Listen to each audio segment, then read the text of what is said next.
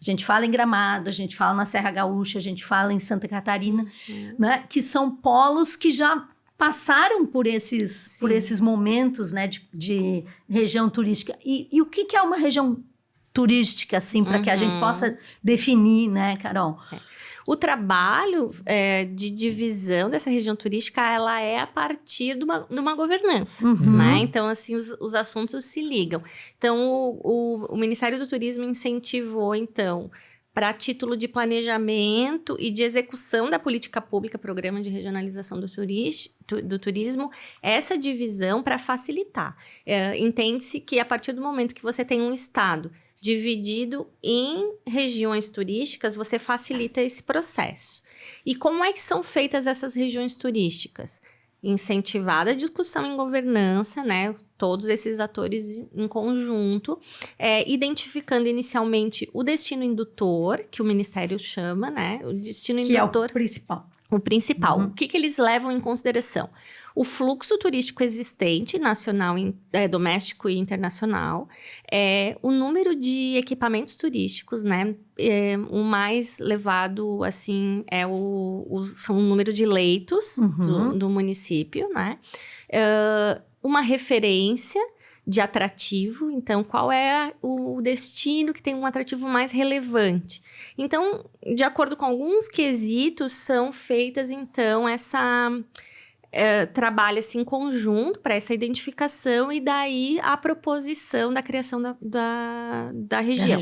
Tanto que acontece em Santa Catarina, acredito que aqui no Rio Grande do Sul também, a situação de uma região se estabelecer como região turística e depois alguns municípios não se identificarem e pedirem para trocar, tá? Porque não necessariamente somente não estar próximo ao território. Né? Estar próximo territorialmente não é necessariamente uma questão tão de importante. Identidade cultural, né? Que vão formando essas... Isso. O sul de Santa Catarina era em Cantos do Sul e depois se separou e virou Caminhos dos Cânions. Então, assim, para demonstrar que eles não se identificavam com Criciúma, Orleans, Uruçanga, aquela parte mais acima, e daí entenderam que os cânions em Praia Grande, Jacinto Machado ali eram mais relevantes, e daí separaram. Mas para isso é preciso iniciar, né? As discussões. Para poder ver como que se encaixa, né? Conversar, unir esses pensamentos diferentes para que cada um possa, né, colocar suas percepções. Então, essas regiões formadas, o Ministério ele indica a formação de uma instância de governança regional, que a gente chama comumente de IGR, né?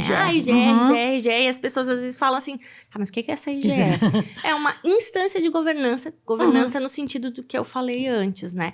Então, são chamados o poder público, iniciativa privada e sociedade, né? Para compor essa instância. E daí vão ter várias formas, né? Tem instância comandada por fundação, por associação, por consórcio. A forma que vai estabelecer... É livre. É livre, de acordo com o que os membros entendem que é necessário. Estabelece-se normalmente um estatuto, normas e regras formais para que a coisa funcione, apesar de que muita coisa acontece no âmbito informal, porque é o caminhar da conversa em que vai dar esse sentido, né? E nesse contexto, então, criam-se cadeiras. Em geral, parte-se do pressuposto que o número de atores estatais e não estatais, elas têm que ser igual. Nessa formalização equivalentes, paritário, que a gente chama. Por quê? Para que as decisões não sejam desequilibradas. Se você tiver 90% de empresários, as decisões, elas vão tender para esse lado. Se você tem, como muitas vezes acontece, muito do poder público, vão pender para esse lado. Então, o ideal é que você tenha um equilíbrio, não que outras pessoas não possam participar, as que não têm cadeira, elas podem participar, só que na hora de votar, das decisões, vão ser consideradas essas pessoas que têm cadeira. Então, nesse sentido, a instância de governança, ela faz o quê? Implementa a política pública, que é o programa de regionalização. Vem lá do Ministério do Turismo as decisões, as regras, como vai funcionar, e a instância ela executa. Ela é a quem executa. Executa de forma conjunta com esse grupo. é basicamente, de forma, né, muito simples, explicando isso que acontece. Certo. E isso é muito importante que funcione, assim como os conselhos municipais de turismo nos municípios, porque são os seres pensantes de como o turismo vai acontecer. O que é importante, o que é prioritário no momento, as prioridades mudam, então há necessidade desse movimento.